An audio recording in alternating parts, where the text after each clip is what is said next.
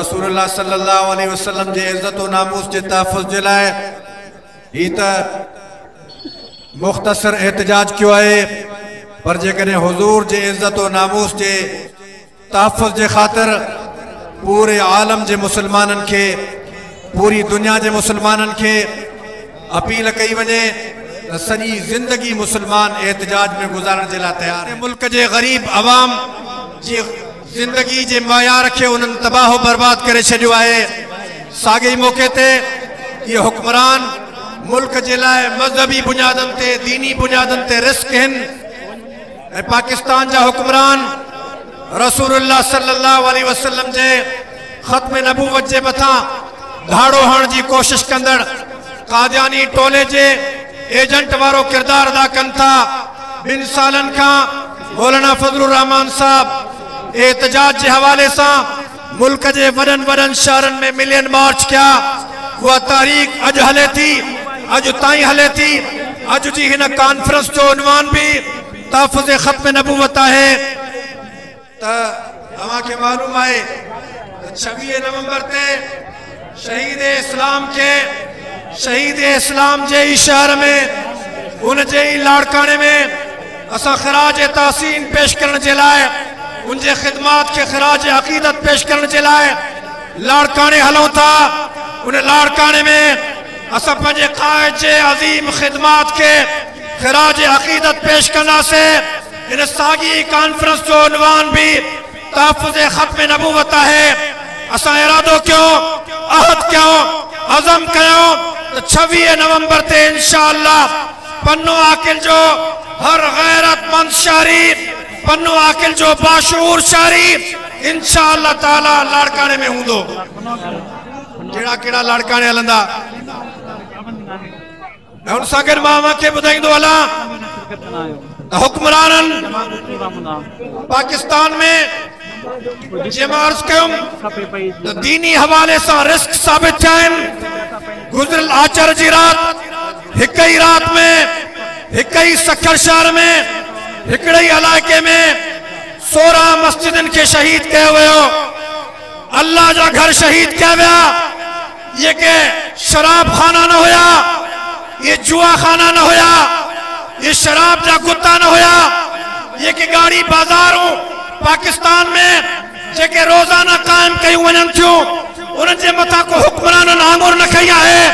ही अल्लाह जा घर हुया जिते अल्लाह जा सजदा कया विया, जिते अल्लाह अकबर जो सदाऊं बुलंद थींदियूं रहियूं। हिक ही रात में 16 मस्जिदन के शहीद कयो वियो। छा तव्हां जो ईमान गवारा करे थो त तव्हां ख़ामोश रहो? छा था चओ? बर्दाश्त कंदो, अञा इंतजार कंदो त ॿियनि मस्जिदन के शहीद करनि? असा हुक्मरानन के बुधाइण चाहियूं था त ये मस्जिदूं अल्लाह जा घर आहिनि। नजरिया पाकिस्तान जी तकाज़ा है, नारे पाकिस्तान जी तकाज़ा है, आईन पाकिस्तान जी तकाज़ा है। तो तव्हां मस्जिदूं ठाहियो, तव्हां मस्जिदूं त जेके ठाहियूं, तव्हां अल्लाह जे घरनि के शहीद करण जे लाइ संदरो बधी मैदान ते आया हो तो पोइ असां भी ऐलान करण चाहियूं था त ही अल्लाह अकबर जे नारे हणण वारा संदरो बधी करे तव्हां जे मुकाबले जे लाइ मैदान ते ईंदा। नारे तकबीर, नारे तकबीर, अकाबरीन जमीयत कलम बढ़ाओ। मैदान ते ईंदो ऐं ख़बर अथव तूं सद कॾहिं आहे? मालूम आहे सद कॾहिं आहे? सुभाणी जुम्मतुल मुबारक 12 वगे खीरथर केनाल ऐं राइस केनाल जे विच ते सखर में सिटी पॉइंट के नजदीक वह तारीखी मस्जिद जैके 125 साल के लगभग अग में अंग्रेज शहीद करना आया इमामुल मुजाहिदीन सैयद ताज महमूद अमरोटी रहमहुल्लाह मुजाहिमत कई, मुकाबलो कयो। अंग्रेज तो उन मस्जिद के शहीद न करे सकिया, पर थुक लानत हुजे उन्हनि हुक्मराननि जे मथां जंहिं मस्जिद के अंग्रेज भी शहीद न करे सकिया। अंग्रेज जंहिं मस्जिद के छॾे विया। ये जलील, नाहल ऐं नाकाम हुक्मरान रात के अंधेरे में 15 मस्जिदनि सां गॾु उन तारीख़ी मस्जिद के भी शहीद करे हलिया विया। नारे तकबीर। यहूदी हुकूमत ते, यहूदियत हुकूमत ते सुभाणी केड़ा केड़ा गैरतमंद मुसलमान मथे सां कफन ॿधी करे अमरोटी बाबा जी सुन्नत के जिंदा कंदे मस्जिद के तहफ़्फ़ुज़ के लाइ मैदान ते ईंदा, केड़ा केड़ा ईंदा।